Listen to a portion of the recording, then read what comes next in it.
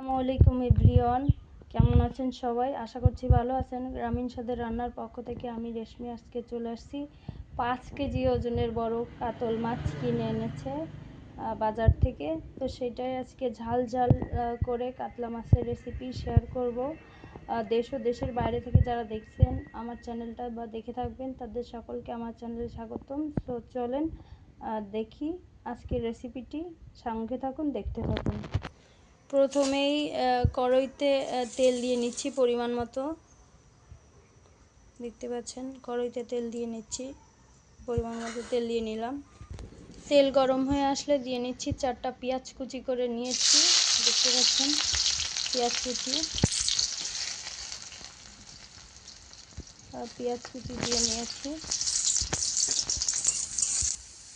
Guys দেখতে পাচ্ছেন পেঁয়াজ ভাজা হয়ে আসছে। এবার দিয়ে নিচ্ছি আদা রসুন বাটা 1.5 চামচ, জিরা বাটা 1 চামচ,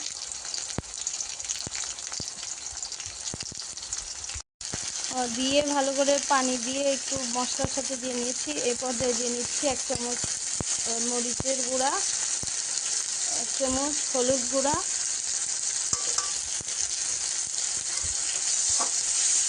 ঝালটা এখানে আপনারা যার যার পছন্দ মতো দিয়ে নিতে পারেন। এবার ভালো করে নেড়ে চেড়ে নিচ্ছি।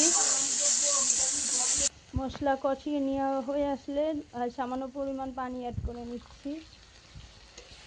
মশলাটা যাতে পুড়ে না যায়, একটু পানি দিয়ে নিলে মশলাটা পুড়ে যায় না। তো এখন দেখতে পাচ্ছেন মশলাগুলোকে ভালোভাবে কষিয়ে নেওয়া হয়ে আসলে ছোট করে পিস করে নিয়েছি মাছের। মাছটা অনেক বড়, তো এই জন্য ছোটো ছোটো পিস করে নিয়েছি যাতে করে মশলাগুলো মাছের ভিতরে ঢুকতে পারে। তো এই যে দেখতে পাচ্ছেন কষিয়ে নিচ্ছি ভালো করে, মাছের সাথে কষিয়ে নিতে হবে।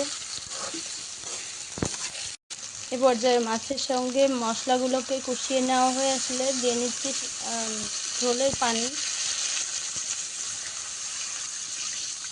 ভালো করে অ্যাড করে মিশিয়ে নিচ্ছি, নেড়ে চেড়ে নিতে হবে। এই যে ঝোলের পানি দিয়ে নিয়েছি, দেখতে পাচ্ছেন। এবার ঢেকে দিব ঢাকনা দিয়ে কিছুক্ষণের জন্য।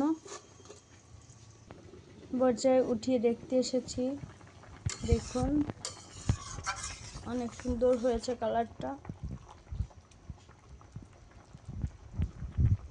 আবারও ঢেকে নিচ্ছি কিছু সময়ের জন্য। সো দেখুন ফ্রাই হয়ে এসেছে। তো এখানে একটা মজার বিষয় ঘটে গেছে, লবণ দিতেই মনে নাই। সো এখন দিয়ে নিচ্ছি লবণ।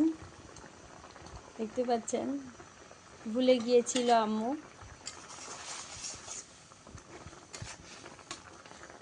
দিয়ে নিচ্ছি লবণ।